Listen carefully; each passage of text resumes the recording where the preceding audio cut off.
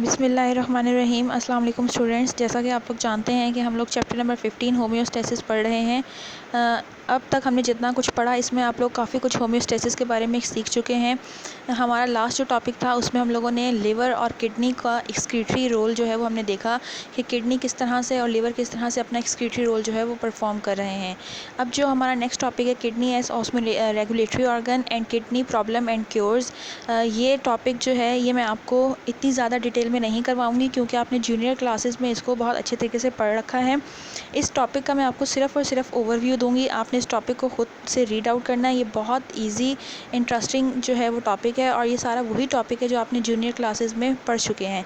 इसमें ऐसे कुछ भी कॉन्सेप्चुअल या कुछ भी मुश्किल चीज़ नहीं है।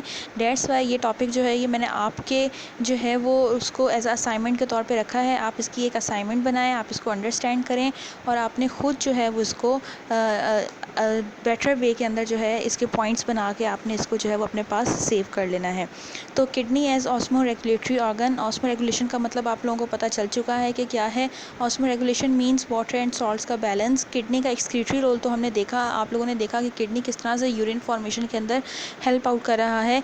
तो किडनी जो है सिर्फ यूरिन फॉर्मेशन ही नहीं कर रहा बल्कि किस टाइप की जो है वो कंसंट्रेशन होनी चाहिए यूरिन की, वो डिपेंड करता है वाटर अवेलेबिलिटी के ऊपर। अगर वाटर अवेलेबिलिटी ज़्यादा है तो डाइल्यूट यूरिन प्रोड्यूस हो रहा है, अगर वाटर अवेलेबिलिटी कम है तो किडनीज़ किस तरह से जो है वो कंसनट्रेटेड यूरिन प्रोड्यूस कर रहे हैं। तो ये किडनी का ऑस्मो रेगुलेटरी ऑर्गन है। ऑस्मो रेगुलेशन मीन्स वो वाटर एंड सॉल्ट्स का बैलेंस रखता है। एक्सेस अमाउंट ऑफ वाटर में dilute urine and short supply of water में कंसनट्रेटेड यूरिन जो है वो प्रोड्यूस हो रही है। तो this is how kidney perform it's osmo regulatory function और इसी वजह से आप किडनी को जो है वो ऑस्मो रेगुलेटरी ऑर्गन भी कहते हैं। नेक्स्ट जो हमारा टॉपिक है किडनी प्रॉब्लम्स एंड क्योर्स। कि किडनी जो है हमारे ऑब्वियसली हमारी बॉडी के अंदर किडनी का बहुत इंपॉर्टेंट रोल है। विदाउट किडनी जो है वो हम सर्वाइव नहीं कर सकते। तो किडनीज़ के साथ कौन कौन सी प्रॉब्लम्स होती हैं, कौन कौन सी डिजीज़ हैं और इसका क्या इलाज है, ये हमने इस टॉपिक के अंदर देखना है। तो आपकी जो किडनी प्रॉब्लम्स हैं वो उसको दो जो है वो क्लासेस में डिफ़ाइन करता है। या तो किडनी स्टोन्स हो सकते हैं या फिर वो किडनी फेलियर हो सकता है। किडनी के लिए जैसा कि मैंने आपको पहले ही बताया कि हम वर्ड रीनल इस्तेमाल करते हैं, तो आपने रीनल को लेके कन्फ्यूज़ नहीं होना। रीनल फेलियर या फिर किडनी फेलियर एक ही बात है। तो किडनी प्रॉब्लम्स को वो दो कैटेगरीज़ के अंदर जो है वो डिवाइड कर रहा है, kidney stones and kidney failure. Right, kidney stones क्या हैं? किडनीज़ के अंदर जो है वो स्टोनी मटेरियल का फॉर्म होना जो क्या कहलाता है, किडनी स्टोन्स कहलाते हैं। ये किडनी स्टोन्स जो हैं ये क्या करते हैं, ये यूरिनरी ऑब्स्ट्रक्शन करते हैं और उसके अलावा क्या करते हैं, डिफरेंट इन्फेक्शंस भी हमारी बॉडी के अंदर कॉज कर सकते हैं। ये जो स्टोन्स हैं ये डिफरेंट केमिकल नेचर के होते हैं। कुछ स्टोन्स जो हैं वो हमारी बॉडी के अंदर मेटाबॉलिक डिजीज़ के रिजल्ट में फॉर्म होते हैं। फॉर एग्जांपल एक डिजीज़ का नाम है hyper calcaemia. Calcaemia means calcium और हाइपर मीन्स हाई। अगर बॉडी के अंदर कैल्शियम लेवल बहुत ज़्यादा हाई कर जाता है तो क्या होगा कि वहाँ पर कैल्शियम के स्टोन्स बनना शुरू हो जाएंगे और वो हमारे किडनी के अंदर डिपॉजिट होना स्टार्ट हो जाते हैं। इसी तरह हाइपर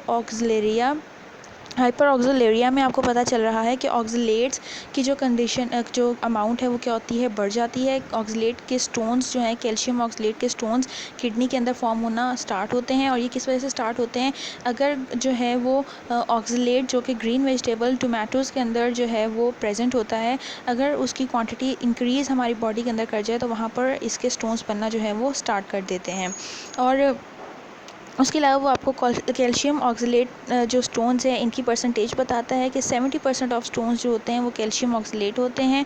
और इसके अलावा जो आपके पास कैल्शियम फॉस्फेट और यूरिक एसिड के स्टोन्स होते हैं इनकी परसेंटेज 15 एंड 10% जो है वो प्रेजेंट होती है। और ये स्टोन्स जो हैं ये क्या करते हैं कि ये यूरिन फॉर्मेशन में ऑब्स्ट्रक्शन कॉज करते हैं और वहाँ पर एक्यूमुलेट हो जाते हैं और देन वहाँ पर ये काफ़ी पेनफुल होते हैं। इसका ट्रीटमेंट क्या है किडनी स्टोन्स का? किडनी स्टोन के लिए हमारे पास जो ट्रीटमेंट है इसको आप लिथोट्रिप्सी के नाम से जानते हैं। Non surgical removal of kidney stones है लिथोट्रिप्सी। बेसिकली इसमें होता क्या है कि किडनी स्टोन्स को जो किडनी स्टोन्स हैं, इनको सर्जरी के थ्रू जो है वो रिमूव किया जाता था पहले, लेकिन अब क्या किया जाता है कि नॉन सर्जिकल रिमूवल किया जाता है किडनी स्टोन्स का। सर्जरी के बगैर ही स्टोन्स को रिमूव कर दिया जाता है। वो किस तरीके से किया जाता है कि क्या होता है कि जो स्टोन्स होते हैं इनके ऊपर इलेक्ट्रिकल शॉक वेव्स जो हैं वो क्या की जाती हैं, थ्रो की जाती हैं।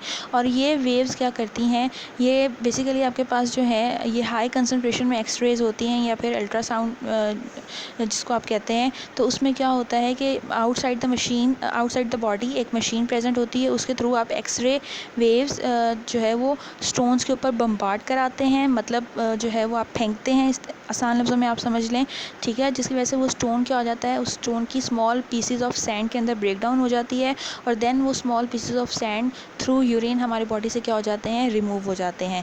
तो इस टॉपिक में आपने देखा कि आपके पास किडनी स्टोन्स किस तरह से फॉर्म हो रहे हैं और उसके अलावा किडनी स्टोन्स का ट्रीटमेंट क्या है।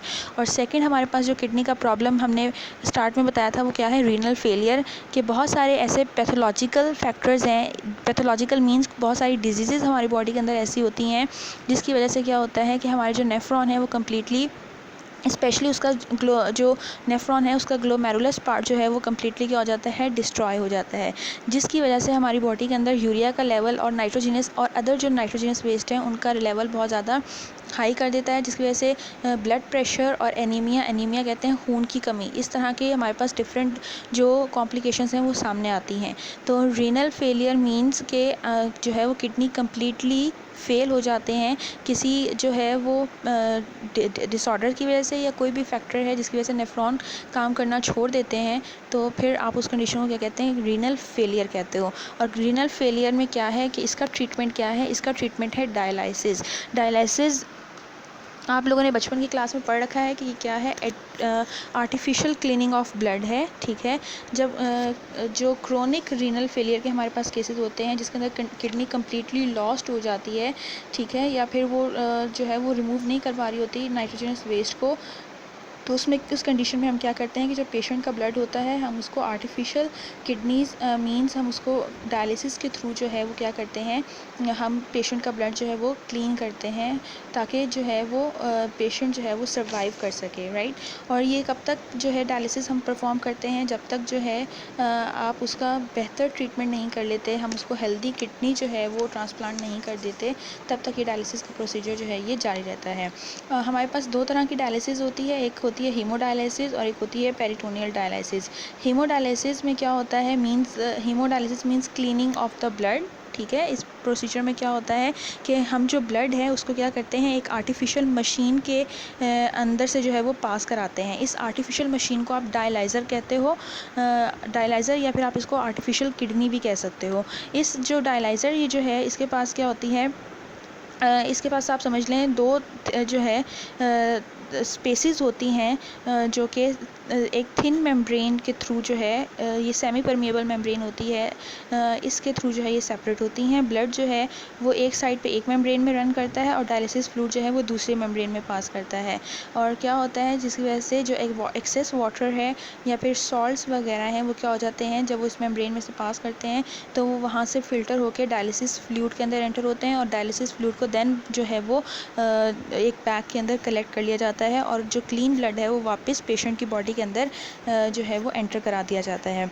इसी तरह हमारे पास जो पेरिटोनियल डायलिसिस है इसमें क्या होता है, इसमें जिस तरह भी आपने देखा कि हम जो है वो हीमोडायलिसिस में पेशेंट का ब्लड जो है वो एक डायलाइज़र आर्टिफिशियल मशीन है उसमें से पास करवाते हैं, जबकि जो पेरिटोनियल डायलिसिस है इसमें क्या होता है, इसमें जो ऑर्गेनिज़म है, लिविंग ऑर्गेनिज़म है, इंसान है, उसके एब्डोमेन के अंदर, हमारे एब्डोमेन के अंदर एक कैविटी होती है जिसको आप पेरिटोनियल कैविटी का नाम देते हैं। ये पेरिटोनियल कैविटी जो है इसकी थिन मेम्ब्रेन होती है, थिन एपिथेलियम होती है, इस मेम्ब्रेन का नाम पेरिटोनियम है। याद रखना है आपने, मेम्ब्रेन का नाम पेरिटोनियम है और कैविटी का नाम पेरिटोनियल कैविटी है। इस पेरिटोनियल कैविटी को फिल्ड किया जाता है डायलिसिस फ्लूइड से, और देन क्या किया जाता है, जो ब्लड है वो वहाँ पर एंटर होता है कैथेटर के थ्रू। एक्सेस वाटर और जो वेस्ट मटेरियल होता है वो क्या करता है कि पेरिटोनियम कैविटी से डायलिसिस फ्लूइड के अंदर एंटर हो जाता है, और देन जो है वो आप क्या करते हैं कि उस डायलिसिस फ्लूइड को कलेक्ट कर लिया जाता है और पेशेंट का ब्लड जो है वो क्लीन हो जाता है। बेसिकली पेरिटोनियम जो कैविटी है इसके सराउंडिंग में ब्लड वेसल्स होती हैं, और वहाँ से क्या होती है कि फिर जो जितना वेस्ट मटेरियल है, सॉल्ट्स हैं, वाटर हैं, वो डायलिसिस फ्लूइड के अंदर एंटर हो जाते हैं पेरिटोनियम कैविटी के अंदर, जो कि डायलिसिस फ्लूइड होता है, और फिर बाहर वापस उसको कलेक्ट कर लिया जाता है। ये जो प्रोसेस है इसको पर डे के हिसाब से आप करते हैं, और एक दिन में आप इसको सेवरल टाइम जो है वो परफॉर्म करते हैं। इसी तरह आपके पास जो डायलाइज़र है, ये जो हमने ऊपर देखा, ये नाइट्रोजनस वेस्ट को, एक्सेस वाटर को रिमूव कर रहा है, लेकिन जो है ये हम लॉन्ग टर्म के लिए परफॉर्म नहीं कर सकते। ये पेशेंट के लिए और उसके घर वालों के लिए, चूँकि ये तकलीफ़ दे अमल है, तो हम डायलिसिस से बचने के लिए क्या करते हैं कि जो पेशेंट है, हमारे पास बेहतर ऑप्शन ये है कि हम उसका जो है वो किडनी ट्रांसप्लांट कर दें। किडनी ट्रांसप्लांटेशन के प्रोसेस में क्या होता है कि जैसा कि अभी मैंने आपको बताया कि जो हमारे पास डायलिसिस है ये टेम्प्रेरी प्रोसेस है, और ये इतना हम इसको नहीं लेते क्योंकि ये पेनफुल भी है पेशेंट के लिए भी और उसके अटेंडेंट्स के लिए भी। तो अगर बहुत ज़्यादा जो है वो रीनल फेलियर की कंडीशन हो, मतलब जिसको आप यूरेमिया या फिर एंड स्टेज रीनल फेलियर भी कह सकते हो, कि किडनीज़ बिल्कुल ही लॉस्ट हो चुके हैं, वो बिल्कुल ही काम परफॉर्म नहीं कर रहे, तो उस केस में हम डायलिसिस नहीं करेंगे, बल्कि पेशेंट का सर्जिकल ट्रीटमेंट करेंगे। और उस सर्जिकल ट्रीटमेंट में क्या होगा कि आप मैचिंग डोनर जो है वो रिलेटिव्स में से या कोई भी आपके पास मैचिंग डोनर है, तो वो आप क्या करेंगे कि पेशेंट का जो ख़राब किडनी है, जो कि फ़ेल हो चुका है, उसको रिमूव कर देंगे, और वहाँ पर हेल्दी किडनी जो है वो आप उसको ट्रांसप्लांट कर देंगे। तो इस टॉपिक को आपने देखा कि इसके अंदर ऐसा कुछ भी नया नहीं था। हमने किडनी प्रॉब्लम्स को देखा, किडनी प्रॉब्लम्स में किडनी स्टोन्स और हमारे पास किडनी फेलियर आ रहा है। किडनी स्टोन्स क्या होते हैं, उसका ट्रीटमेंट क्या है, और रीनल फेलियर क्या है, और उसके जो 2 ट्रीटमेंट्स, एक डायलिसिस और दूसरा किडनी ट्रांसप्लांट आपकी बुक में बताया गया है, इसको हमने देखा। आपने इसको बुक से रीड कर लेना है। होप सो आपको इसके अंदर कोई प्रॉब्लम नहीं आएगी। Okay, thank you so much students.